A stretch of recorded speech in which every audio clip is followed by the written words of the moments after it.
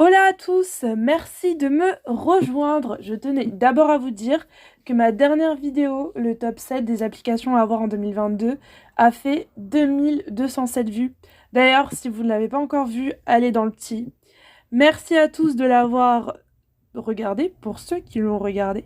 Et aujourd'hui, on va aborder le thème de l'alternance parce que j'ai fait un sondage sur mon compte Instagram qui a récolté énormément de voix pour que je fasse une vidéo sur ce thème-là.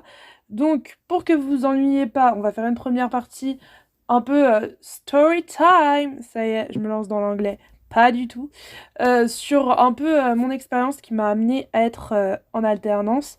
Et la deuxième partie, ce sera plus des conseils pour toutes les personnes qui veulent se lancer dans ce processus fou de l'alternance.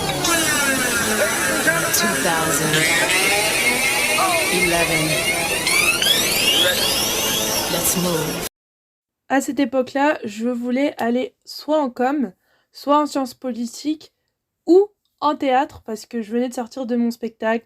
Donc je me voyais la nouvelle Isabelle Adjani raflant les trophées telle une comédienne vraiment incroyable. Bon, vous vous doutez qu'au final, ça s'est pas du tout passé comme ça. Et je me suis dit qu'il fallait vite que je redescende sur Terre et que je me prépare pour avoir mes résultats Parcoursup. Les résultats de Parcoursup arrivent enfin, je me connecte sur la plateforme et là c'est la désillusion.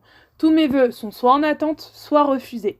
Donc dans les filières que je voulais, j'avais prévu ma vie de A à Y selon les résultats de la plateforme. Je ne m'attendais pas à être refusée ou en attente sur la moitié des résultats. J'appelle ma copine Clara, on a toutes les deux des mauvaises réponses.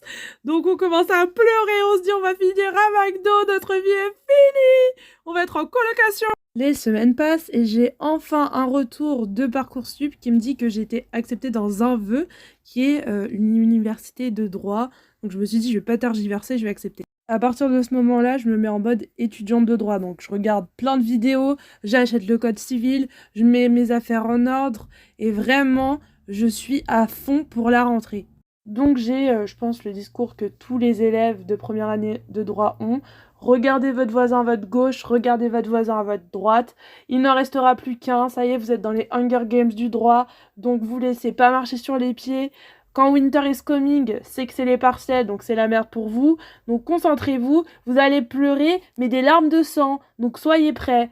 Et j'étais dans ma phase, c'est bon, je suis une gagnante, il n'y a personne qui va me marcher dessus, moi je vais être là jusqu'à la fin, et puis c'est tout. La première semaine se passe plutôt bien, on a les cours magistraux, bon je trouve pas qu'ils sont tous intéressants, mais au moins il y a du contenu, donc c'est ce qu'on aime. J'ai une copine que je me suis faite, on s'entend plutôt bien, on se retrouve, etc. Tout va bien dans le meilleur des mondes. Vient les TD, et là c'est plus du tout la même histoire, parce que je comprends clairement que les chargés de TD sont fous, ils sont tous fous. Après je fais pas une généralité, hein, mais ceux que j'ai eus, c'était vraiment des psychopathes. On dirait qu'ils ont été traumatisés, donc ils voulaient nous faire ressentir la même chose. La deuxième raison qui m'a fait comprendre que ça n'allait plus, c'est que j'étais tout le temps stressée. Premièrement, mes amis me manquaient énormément. On peut pas avoir ce côté social quand on est dans une université, parce que tout simplement, il y a énormément de gens, donc on voit jamais les mêmes personnes, même si j'avais ma copine, on n'avait jamais les mêmes horaires. Ensuite, je voulais tellement bien faire, parce que les personnes de ma famille étaient tellement fières que j'intègre cette filière, que je me mettais une pression monstre et qui n'allait pas forcément quand on fait du droit. Il faut être maître de toutes ses émotions et je n'y arrive pas du tout. Donc je me suis mis totalement dans la tête que j'allais changer de voie, changer de perspective, que j'allais m'arrêter cette année, c'était fini, c'était pas pour moi. Salut, ciao, bye bye. Mais ce qui se passait, c'est que on m'avait dit de rester, on m'a dit j'ai fait jusqu'au bout cette année et je ne l'ai pas du tout entendu cette soirée-là. Je cherche une possibilité de m'enfuir par tous les moyens possibles.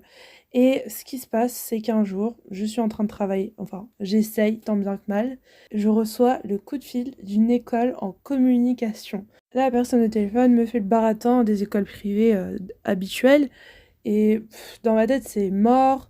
Je sais que mes parents peuvent pas payer, et aussi que je peux pas partir comme ça, quoi. Et je demande tout d'un coup, mais comment je peux financer l'école parce que j'ai pas les moyens.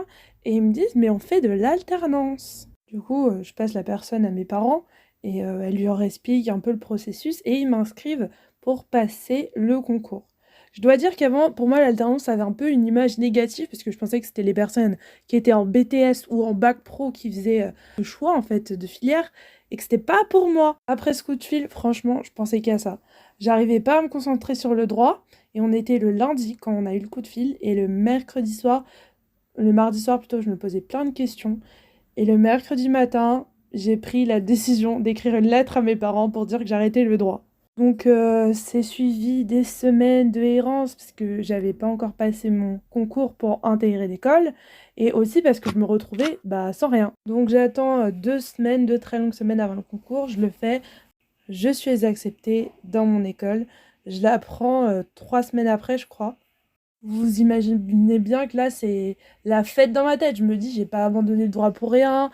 En plus, je suis en rentrée de janvier, donc je vais pas perdre une année. Tout le monde me répète ça, tu vas pas perdre une année. Mais en vrai, c'est pas perdre une année que de chercher. C'est toujours bien de chercher, puisqu'au final, on trouve quelque chose. Pas tout, mais on trouve. En tout cas, je suis trop contente et j'ai ma première réunion avec mon conseiller d'alternance. Et là, je réalise qu'il faut que je commence à chercher une alternance. Il faut vous dire que trouver une alternance, c'est une sorte de demi-fond mental.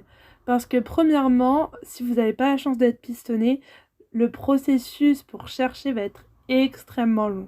Et deuxièmement, vous allez passer par des phases de découragement qui vont vous donner vraiment envie de tout arrêter. Mon premier conseil serait que vous puissiez en parler au maximum autour de vous.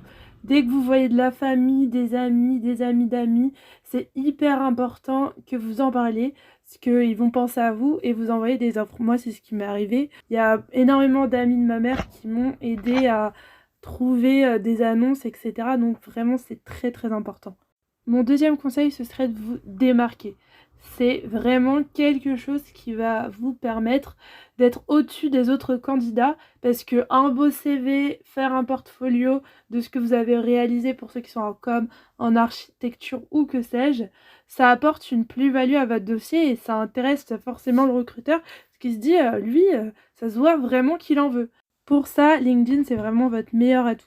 Parce que plus vous publiez sur LinkedIn, plus la plateforme vous met en avant et toutes les personnes de votre réseau vont pouvoir partager votre publication via un j'aime, ce qui va permettre à d'autres personnes de vous voir et d'avoir beaucoup de vues. Deuxième conseil, si vous êtes intéressé par un secteur en particulier tel que la mode ou encore l'écriture, etc., essayez de chercher des entreprises qui sont dans ce secteur-là et de leur envoyer des candidatures spontanées.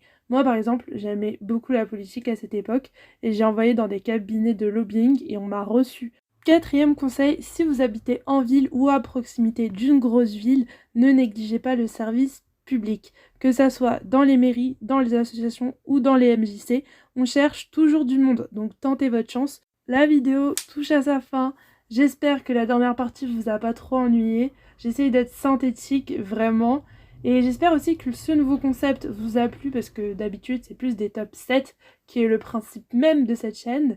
Mais je me suis dit que c'était intéressant d'innover ce genre de vidéo pour que j'en fasse peut-être plus. Et je vous dis à bientôt et bonne rentrée pour ceux qui ont débuté fin septembre ou début novembre.